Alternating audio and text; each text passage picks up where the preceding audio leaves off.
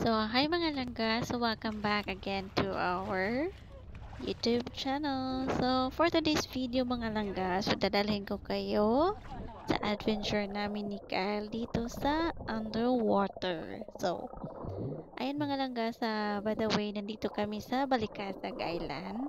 So, this is our first destination sa aming island hopping dito sa Bohol mga langga. So, sa Balikasag po kami una. And then, ang una namin gagawin dito is nag-snorkeling kami mga langga. So, kaya ngayon, ipapakita namin sa inyo yung makikita namin dito sa ilalim ng dagat mga langga. So, actually, hindi ako masyadong nag-enjoy, pero ang saya niyan. So, nag-enjoy naman ako, pero not totally todo kasi hindi ako makapag seasid or swim talaga ng maayos kasi nga hindi ako marunong lumangoy. So, ayan. So, ito po yung mga kuha ni Kel dito sa GoPro niya. So, si Kel po ang usually na nag-shoot sa ilalim ng tubig kasi nga marunong siyang lumangoy. Kaya, ayan. So, siya na ang nagdala dyan sa GoPro niya. And then sabi ko sa kanya, ikaw nang sumisid dun sa pinakailalim at hindi nga ako marunong lumangoy. Kaya hayan, so super ganda sa ilalim ng dagat mga langga. As in, makikita mo lahat ng mga iba't ibang klaseng isda talaga mga, hindi naman lahat. Klaseng isda lang mga langga. Yung may maliliit, at least talaga sila, school of fish ang makikita mo dito sa ilalim ng dagat mga langga. So actually, sabi ng tour guide namin, may pawikan daw dito, pero itong spot na pinuntahan namin is wala doon ang pawikan mga langga, kundi ang mga klaseng-klaseng isda lang ang nandun, ang school of fish. So wala kami walang nakitang pawikan si Kyle, at wala din ako nakitang pawikan. And then ngayon, ayan, enjoy si Kyle sa paglalangoy, sa pagsisisid, at sa pag-snorkeling mga langga. And then ako, well, nag-enjoy lang din ako sa gilid-gilid ng bangka. Doon lang talaga ako sa gilid ng bangka, kumakapit sa cutting niya. Kasi nga takot talaga ako, baka malunod ako mga langga. Ang lalim kaya niya, actually. Hindi din ako marunong lumangoy, pero may suot naman talaga akong life jacket, pero hindi ako nag-trust sa life jacket ko mga langga. Kaya sabi ko kay Kelly, ikaw na ikaw na mag-take ng video, and then dito lang ako sa gilid ng bangka, and then makapanood naman ako sa mga klase-klaseng isda kasi nga naka naman din ako, naka snorkeling gear mga langga. So ayan, sa mga nagtanong pala mga langga, paano pagpunta dito is nag-book kami advance sa isang island hopping page sa Bohol. And then nag-inquire ako dyan, may iba't kasi siya, like may iba't ibang prices siya. So depende sa persons mga langga. Pwede kayo joiners, pwede din kayo mag-rent ng private boat mga langga. So nag-rent kami ni Kyle ng private boat, good for 2, mga nasa 1,200 lang ata yun, 1,200 peso. And then, pagdating mo dito sa Balikasag Island mga langga, so may babayaran kang environmental fee na 480 per pax. And then, kasali na doon mga langga yung snorkeling gear at saka yung tour guide nyo dito mga langga sa Balikasag Island, sa dolphin watching, at saka sa Virgin Island mga langga. So, nabayaran lang namin ni Kyle, total doon po is mga nasa 1,200 plus 480, mga nasa 3,000 plus mga langga. And then, by the way mga langga, advice ko pala sa inyo, pag pupunta kayo mag island hopping dito sa Bohol, so make sure na magdala kayo ng maraming food ready, yung water, kasi nga walang mabilhan dito. May mabilhan doon mga langga, pero ang pricey niya mga langga. So wala kaming choice ni Kyle, nung pumunta kami doon kasi hindi na kami naka-ready. Yung bitbit lang namin is yung pantawid gutom pero nagutom talaga. Nakakagutom talaga after ng snorkeling mga langga. But, kaya wala kaming choice kundi kumain kami doon mga langga ng ano, food. Like, nag-order kami. May kainan naman doon pero pricey nga lang. So, mga nasa 300 plus yung menu. Each menu mga langga. Kaya, pumikit ka na lang kung gusto mong kumain or gusto mong mga langga kung ayaw mong magutom. So, ayun na. Nag-order kami ng doon mga langga. Like, yung in-order lang ni Kyle is yung, ano ba yun? Yung fried na bangus with rice. And then yung akin is bread. Nasa 300 per menu na siya mga langga. So, wala kaming choice.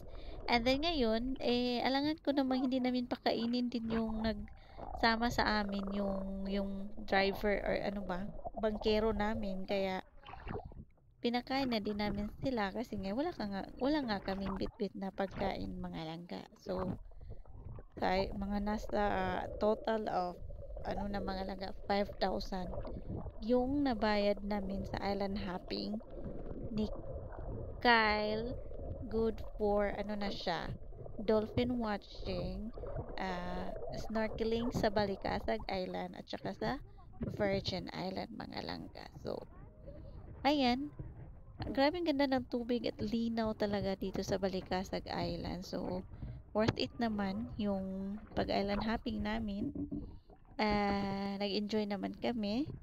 Lalo na si Kyle kasi first time din niyang mag-snorkeling or magtampisaw dito sa dagat sa Bohol. And then, first time ko din naman na mag-island hopping mga langga. Pero, kasi nga, sanay na, like, na ako sa dagat dahil dito sa Bohol. Kaya, na-excited din akong pumunta dito sa mag-island hopping or mag-snorkeling dito sa Balikasag Island mga langga. So, ayan. So, the rest of the video mga langga. So, panoorin nyo na lang. And then, just enjoy.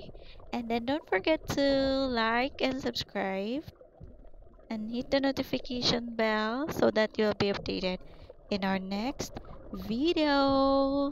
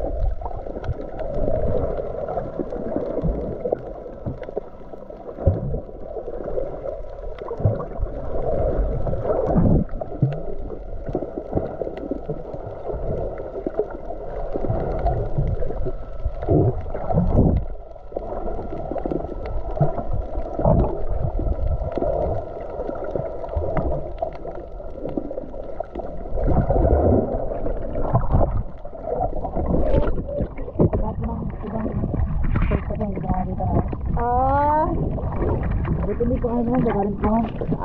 Okay lang, nakita. At least may isa. May isa akong nakita. Ito rin tayo. Ito ba tayo? Wait lang.